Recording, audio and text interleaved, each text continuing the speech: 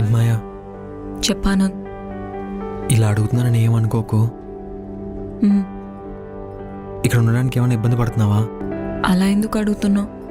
ఏం లేదు, మొన్న హగ్ చేసుకున్నందుకు ఏమైనా బ్యాడ్గా ఫీల్ అయ్యి ఉంటే సారీ మాయా. అలా ఏం లేదులే ఆనంద్. అయినా ఇలా ఎందుకు అడుగుతున్నావు సడన్గా?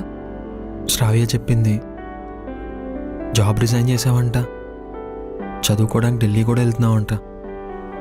ఒక్క మాట కూడా చెప్పలేదు. అదంతా అలా అయిపోయిందిలే ఆనంద్. చెప్దామనుకునే లోపే ఇదిగో నువ్వే అడిగేస్తున్నావు. మాయా, ఏమన్నా చెప్పాలనుకుంటే చెప్పు మాయా. అర్థం కాలేదు. ఆ రోజు ఎగ్జామ్ రాయడానికి వెళ్ళినప్పుడు ఫోన్ కలవకపోతే కొట్టావు కదా, అప్పుడు ఏదో చెప్పాలని అన్నావు కదా, అదేంటి? అదే ఆనంద్, నువ్వు చెప్పినట్టే డాడీని అడిగాను. ఒక 1 year నన్ను వదిలేసేయండి అని. అప్పుడే పెళ్లి చేసుకోను, చదువుకుంటాను అని. నేను అడగకముందే డాడీ దానికి ఒప్పేసుకున్నారు. ఇదే విషయం చెప్తామని. సరే మాయా, ఇంతకీ ఎప్పుడు బయలుదేరేది?